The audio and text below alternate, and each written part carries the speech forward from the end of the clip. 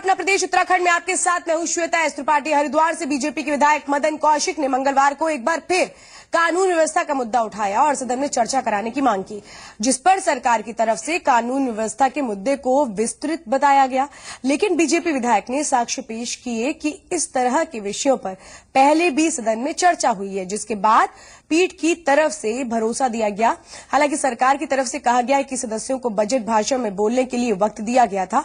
पीठ के भरोसे के बाद सरकार की तरफ से कहा गया कि वो प्रश्न का उत्तर देने को तैयार है। दरअसल मदन कौशिक हरिद्वार के मंगलौर के खेड़ा जट में हुए दोहरे हत्याकांड को लेकर सदन में चर्चा कराने की मांग कर रहे थे, जिस पर सरकार ने 5 लाख का मुआवजा देने की बात कही। साथ ही सीबीसीआईडी जांच का भी भरोसा दिया है।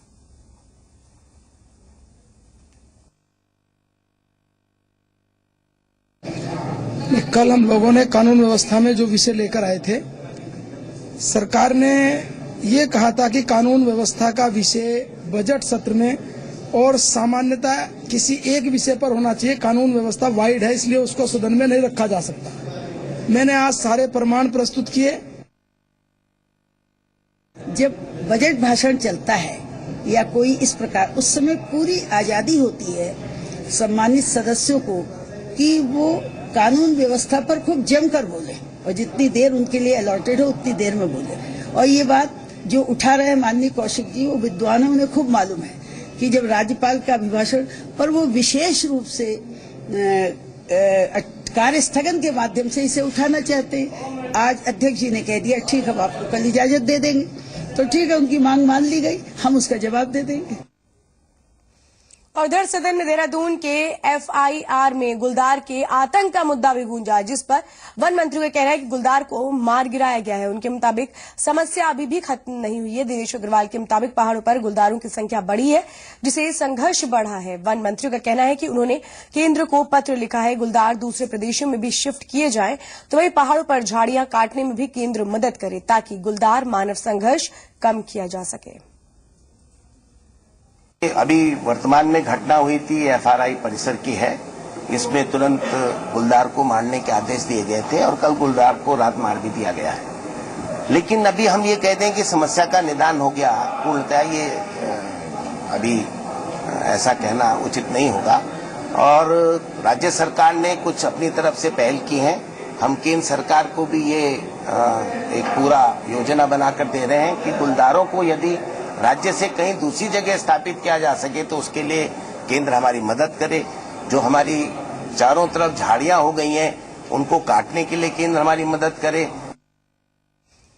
और इधर बीजेपी के वरिष्ठ नेता और राज्य विधानसभा में नेता प्रतिपक्ष अजय भट्ट ने कांग्रेस पर हल्ला बोला। उन्होंने कहा कांग्रेस की 24 मार्च को प्रधानमंत्री आवास पर सत्याग्रह को नौटंकी करार दिया है। उनके मुताबिक कांग्रेस केंद्र पर उपेक्षा के झूठे आरोप लगा रही है। इसमें इन्होंने साफ लिखा है केंद्रीय करों में राज्य का अंश 2014-2015 में, यानी पिछले साल ये था आपका 4134.00 और इस साल 2015-2016 में इन्होंने ही लिखा है ये आ गया है आपका 5526.08 करोड़। तो यानी कि 1392.08 करोड़ की वृद्धि हुई है और इस तरह से 133.67% की कुल वृद्धि हुई है। जब ये वृद्धि हुई है तो इस वृद्धि को ये नकार कैसे सकते हैं? इन्होंने लिख रखा है तो लिख के कुछ और देते हैं, बाहर कुछ और बोलते हैं और फिर नाटक करते हैं वहां केंद्र में जाने का। तो जाते रहे, इससे क्या प्रॉब्लम है? हमको कोई प्रॉब्लम नहीं है। ऋषिकेश में 4 धाम यात्रा कराने वाली कंपनी ने पुरानी दरों पर ही यात्रा कराने का फैसला किया है। परिवहन कंपनी के मुताबिक उनके फैसले से कंपनियों को घाटा उठाना पड़ेगा, लेकिन 4 धाम यात्रा को पटरी पर लाने के लिए उनका फैसला अहम साबित होगा। दरअसल आपदा के बाद 4 धाम यात्रा चरमरा गई थी, जिससे परिवहन कंपनियों को भारी घाटा उठाना पड़ा था। लेकिन इस बार 4 धाम यात्रा के सकुशल संचालन की उम्मीद बंधी है, लिहाजा परिवहन कंपनियों ने पुरानी दरों पर ही यात्रा कराने का फैसला किया है। आपको बता दें कि 4 धाम यात्रा से पर्यटन कारोबारियों से लेकर छोटे व्यापारियों तक को रोजगार मिलता है। कारोबारियों के मुताबिक अगर यात्रा का सुचारू रूप से संचालन होता है तो बीते सालों का घाटा भी कम करने में कामयाबी मिल सकेगी। और इधर केदारनाथ का जायजा लेने के बाद बद्री केदार मंदिर समिति का 5 सदस्यीय दल वापस लौट आया है। दल के सदस्यों के मुताबिक केदारनाथ में अभी भी काफी बर्फ है और ऐसे में केदारनाथ की यात्रा को लेकर अधिकारी चिंतित है। दरअसल बद्री केदार मंदिर समिति के पास बद्रीनाथ और केदारनाथ में प्रबंधन और पूजा कार्यों को संपन्न कराने की जिम्मेदारी है। 5 लोग श्री केदारनाथ गए थे आजकल और वो वापस आ गए हैं। उनके द्वारा जो रिपोर्ट दी गई है उसको मैंने उच्चाधिकारी को भेज दी। केदारनाथ में अभी बर्फ काफी है और क्योंकि मौसम डेली खराब हो रहा है तो शाम को या सुबह हर दूसरे तीसरे दिन बर्फ गिरी रही है। चारधाम यात्रा की तैयारियों को लेकर जिला अधिकारी डॉक्टर राघव लंगर ने बैठक ली। ये बैठक जिला सभागार में की गई, जिसमें चारधाम से जुड़े सभी विभागों के अधिकारी शामिल हुए। बैठक में यात्रियों की सुरक्षा के लिए चर्चा की गई। जिला अधिकारी ने यात्रा के दौरान किसी भी तरह की लापरवाही के खिलाफ कार्रवाई किए जाने की बात कही और इस बार पहले से ज्यादा यात्रियों के आने की संभावना को देखते हुए सुरक्षा के पुख्ता इंतजाम किए जा रहे हैं। सिरोबगढ़ से सोनप्रयाग तक राष्ट्रीय मार्ग पर कई संवेदनशील जगहों पर विशेष नजर रखी जाएगी। जिलाधिकारी ने जेसीबी का ब्यौरा तैनात ऑपरेटर के साथ साथ तैनात अधिकारियों के मोबाइल नंबर 15 अप्रैल तक जिला प्रशासन को उपलब्ध कराए जाने के निर्देश जारी कर दिए। अधिकारियों के मुताबिक लोक निर्माण विभाग के जवाड़ी बाईपास पर पुलिस बल को तैनात किया जाएगा। इसके साथ ही यात्रा के मार्गों पर साफ सफाई की व्यवस्था, शौचालयों, घोड़ा खच्चर मालिकों, मजदूरों के पंजीकरण, सुरक्षा ठहरने की सुविधा के लिए संबंधित अधिकारियों को निर्देश दिए गए हैं।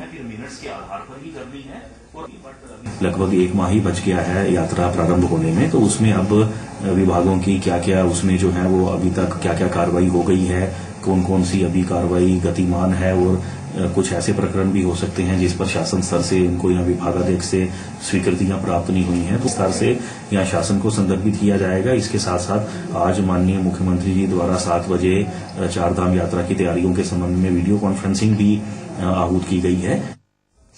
पिथौरागढ़ के बिड़ विकास खंड में मनरेगा घोटाला सामने आया। ये घोटाला 93 लाख रुपए का बताया जा रहा है। इस घोटाले का खुलासा सूचना के अधिकार के तहत हुआ। सूचना के मुताबिक साल 2009 से 2014 के बीच मनरेगा के तहत 72 कार्यों को स्वीकृति दी गई थी, लेकिन इन कार्यों में से ज्यादातर धरातल पर हुए ही नहीं। जो कार्य किए गए दिखाए गए वो पहले से ही पूरे हो चुके थे। इतना ही नहीं, इस गांव की पंचायत में कुल 22 चेक वॉल का निर्माण, 23 संपर्क मार्ग, 11 जल निकास नाली और 13 पेयजल टैंक को मनरेगा स्कीम के तहत बनाए जाने की बात कही गई और इसमें ज्यादातर कार्य साल 2003 से 2009 के बीच हो चुके हैं। जल निकास नालियों के निर्माण के लिए एक ही वित्तीय साल में एक नाली ही के लिए 2 बार 9 लाख की धनराशि निकाली गई। जिन लोगों को मनरेगा का मजदूर दिखाकर धनराशि दी गई, दरअसल वो सरकारी ऑफिस में कार्यरत हैं और अब इस मामले में जिलाधिकारी ने जांच के लिए कमेटी बना दी है। डीएम के मुताबिक घोटाले में दोषी पाए जाने वाले अधिकारियों और कर्मचारियों पर कार्रवाई की जाएगी।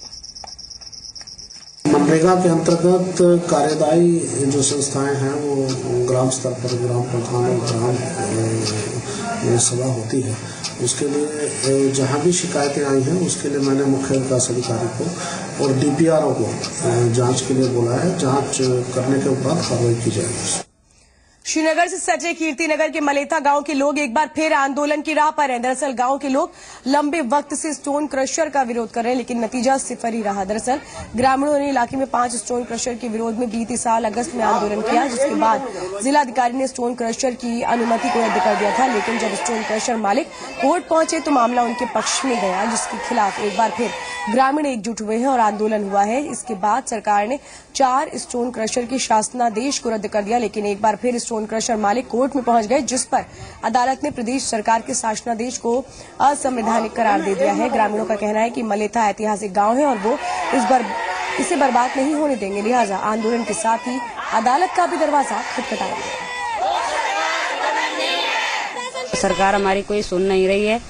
हम लोग यहाँ पे, हम ग्रामीण लोग यहाँ पे परेशान हो गए बैठ के। हम अब घर में अपने बच्चे छोड़ रखे हैं और हमारी खेती में भी जो धान हो रखा है वो भी नहीं ला पा रहे हम, और सरकार हमारी सुन नहीं रहे, तो हम बहुत परेशान हो गए हैं। कि एक ही मांग है कि ये आंदोलन जल्द से जल्द समाप्त हो और सरकार इसमें जल्द से जल्द अपना निर्णय ले। इन स्टोन क्रशरों को यहाँ से जल्द निरस्त करे।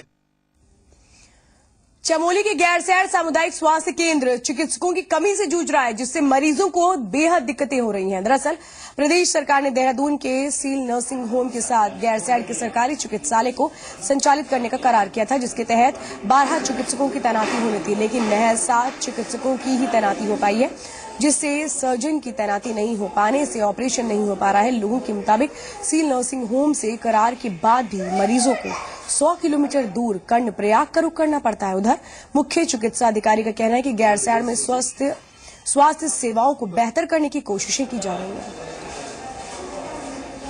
चिकित्सक वहां पर हैं और 12 चिकित्सक होने चाहिए थे। वर्तमान में वहां पर 7 चिकित्सक काम कर रहे हैं और एक ऑप्थेल्मिक सर्जन है जो कि 1 हफ्ते के लिए आते हैं। लेकिन हमारी समस्या ये है कि वहां पर अभी सर्जन और एनेस्थीसिया के स्पेशलिस्ट नहीं है, इसलिए ऑपरेशन नहीं हो पा रहे। हम चाहते हैं कि पीपीपी मोड की सार्थकता ऐसी में है कि वहां पे ऑपरेशन हो और खासकर महिलाओं के प्रसव संबंधित सिजेरियन ऑपरेशन जरूर हो। नैनी झील में लगातार गंदगी बढ़ रही है, जिससे इसका असर एक तरीके से कहें वहां पर पहुंचने वाले लोगों पर भी है। लोगों का कहना है कि कार्यदायी संस्था का जिम्मेदारी से कार्य नहीं करना इसकी वजह है।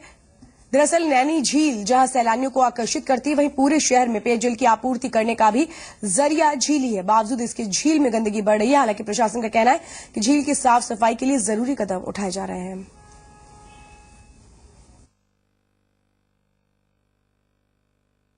झील में के संरक्षण के लिए एक एलडीए डिपार्टमेंट भी बना है, बाकी इरिगेशन विभाग भी देखता है, पीडब्ल्यूडी भी नाले वगैरह के रखरखाव करता है और प्रशासन की ओर से हम लोग भी झील के संरक्षण के लिए जो भी किसी तरीके से कोई अनियमितता मिलती है हम उस पर कार्रवाई करते हैं। सिंचाई विभाग को कि अब नालों से जो बह के जो कूड़ा आता है वो झील में नहीं आना चाहिए, उसके लिए जाली वगैरह है जो प्राविधान है उसके हिसाब से उसको करने चाहिए।